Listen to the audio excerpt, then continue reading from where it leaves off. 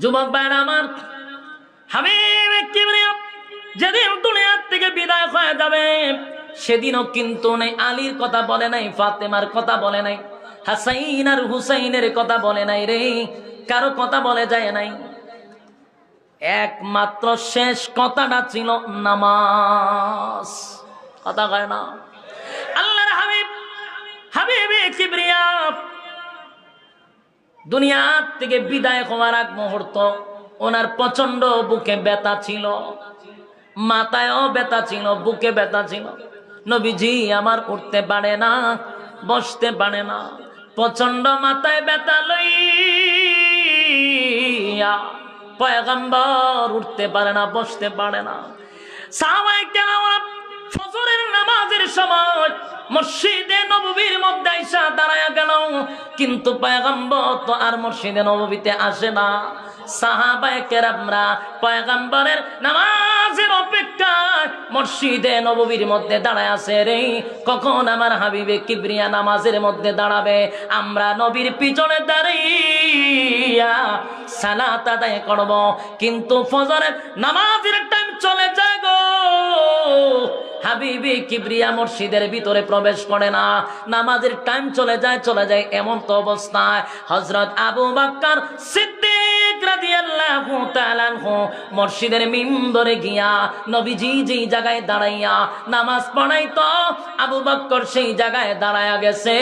যেই মাত্র আবু বকর দাঁড়ায়া গেছে, উপস্থিত সাহাবীরা গইরাইয়া কান্দে। হায়রে, আবু বকর মসজিদের মিম্বরে দাঁড়ায়া গেছে।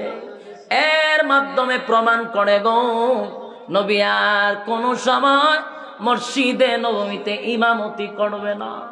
কান্নার রোল পড়ে গেছে, আবু বকরের নামাজ শুরু হয়ে গেল রে। হাবিবে কিবরিয়া মাথার ব্যথায় উঠতে পারে না, বুকের ব্যথায় নবী উঠতে পারে না। কিছুক্ষণ পরে আম্মা জান আয়েশাকে ডাক দিয়া বলেন, আয়েশা আমার মাথায় প্রচন্ড ব্যথা, বুকেও প্রচন্ড ব্যথা, উঠতে পারি না গো আয়েশা। মসজিদে নববীর মধ্যে কি নামাজ চলে? আম্মা জান আয়েশা বলেন, নবী গো মসজিদে নববীর মধ্যে আপনার অপেক্ষায় সাহাবায়ে কেরাম কান্নার রোল ফালায়া দিছে। কেউ আপনাকে ডাক দিতে চায় না, বেয়াদবি হয়ে যাবে। কিন্তু শেষ পর্যন্ত আমার বাবার ইমামতিতে মসজিদে নববীতে নামাজ শুরু হয়ে গেছে। আল্লাহর নবী বলেন, আয়েশা গো আমি উঠতে পারি না, বসতে পারি না, আমার মাথা মুবারকটা একটু উঁচু করে মসজিদে নববীর দৃশ্যটা দেখানোর সুযোগ করে দাও।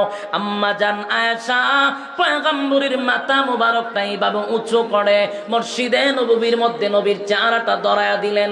আল্লাহর নবী তাকায়া দেখে মসজিদে নববীতে বিশাল একটা জামাত, আবু বকর সিদ্দিক রাদিয়াল্লাহু তাআলা আনহুর নামাজের ইমামতিতে বিশাল একটা জামাতের আয়োজন।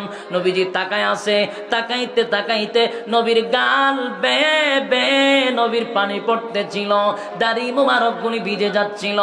আম্মা জান বলে, নবী গো আমার আব্বার ইমামতিতে মসজিদে নববীর মধ্যে নামাজ শুরু হয়ে গেছে, আপনি নবীর চোখ দিয়া কেন পানি পড়ে গো নবী? কেন আপনি কাঁদলেন? কোন কারণে কাঁদলেন? আমার আব্বা ইমামতি করে এই জন্য কাঁদলেন। আল্লাহর নবী বলেন, আয়েশা সব কান্না কিন্তু দুঃখের কান্না না, সব কান্না দুঃখের কান্না না। এই নামাজের দৃশ্য দেখিয়া আমি যে কান্দি, এটা আমার দুঃখের কান্না না, এটা যে আমার আনন্দের কান্না। এই একটা জবান বন্ধ রাখবেন না, বলুন আল্লাহু আকবার। আরো জোরে বলুন আল্লাহু আকবার। ইমানের আওয়াজ দিয়ে বলুন আল্লাহু আকবার। নবীজি বলেন এটা আমার আনন্দের কান্না, আনন্দের কান্না। কারণ আয়েশা গো, এই নামাজ কায়েম করতে গিয়া, নামাজটা কায়েম করতে গিয়া আমি নবী জীবনে বহু মার খাইছি। আমি পয়গম্বরের চেহারা দিয়া রক্ত জড়াইছে, আমার দান দান ভাঙছে, আমার শরীর দিয়া রক্ত জড়াইছি। নামাজ কায়েম করতে গিয়া এত মায়ের আমি খাইছি, নামাজ কায়েম করতে গিয়া আমার সাহাবীরা শাহাদাত বরণ করছে।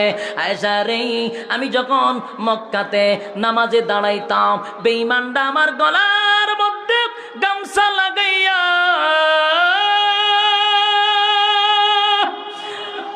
খানায় কাবার অলিতে গলিতে আমি নবীরে গামছা লাগাইয়া তারা টানত।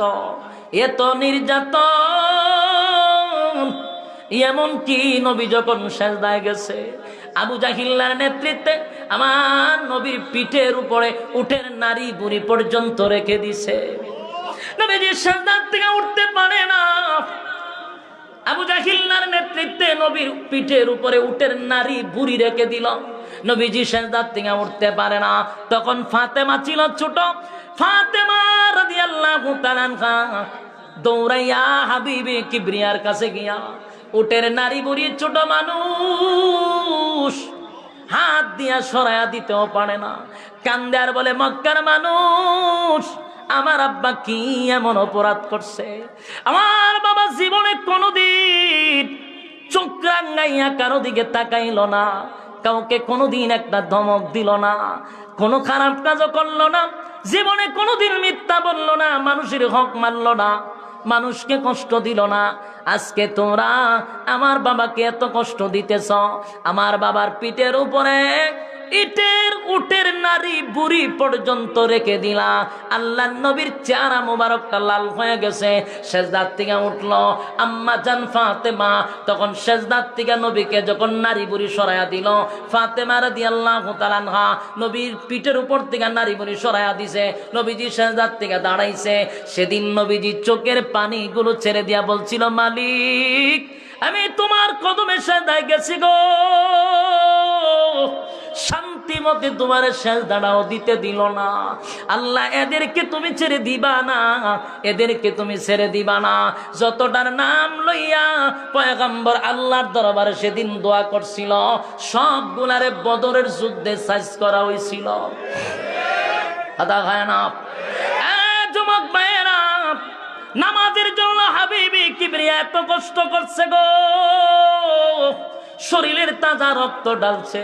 তাই তো ফাতেমা আম্মা জান আয়েশাকে বলেন, আয়েশা রে, আমি যা কান্না কাঁদছি এটা আসলে আমার কলিজার কোনো ব্যথা না, এটা আনন্দের কান্না, আনন্দের কান্না। আমি নবী হয়তো মা দুনিয়ার থেকে বিদায় হয়ে যাব, কিন্তু আমি তো দৃশ্য দেখে গেলাম, আমি চলে যাওয়ার পরেও আমার আবু বকরের ইমামতিতে মসজিদে নববীর মধ্যে বিশাল একটা জামাতের আয়োজন হয়েছে। নবী খুশিতে আনন্দে চোখের পানি ছাইরা দিছে। যুবক ভাইয়েরা, এই কথাটাই নবী বুঝাইতে চায়, আউয়ালু মা ইউহাসাবু বিহিল আবদু ইয়াউমাল কিয়ামাতিস সালাহ।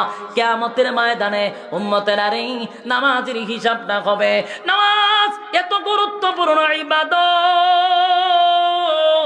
এত গুরুত্বপূর্ণ ইবাদত। যুবক ভাইরা আমার, জাহান্নামীরাও একই কথাই বলতেছিল, ক্বালু লাম নাকু মিনাল মুসাল্লিন। দুনিয়াতে তোমরা মুসল্লি ছিলা, আমরা মুসল্লি ছিলাম না। দুনিয়াতে তোমরা নামাজি ছিলা, আমরা নামাজি ছিলাম না। তাই তো জাহান্নামে আসার এক নাম্বার কারণ, সবাই জুড়ে সুরে বলুন, জাহান্নামে যাওয়ার এক নাম্বার কারণ কিনা পড়া। আরো জুড়ে কিনা পড়া। ত্রিশালের বাইরা ওয়াদা করেন, আজকের পর থেকে কি নামাজ ছেড়ে দিব? কথা হয় না। জাহান্নামে যাওয়ার এক নাম্বার কারণ নামাজ। নামাজ ছাড়া যাবে না, নামাজ ছাড়া যাবে না। এটা হলো জাহান্নামে যাইবার কয় নাম্বার কারণ? আরো জোরে।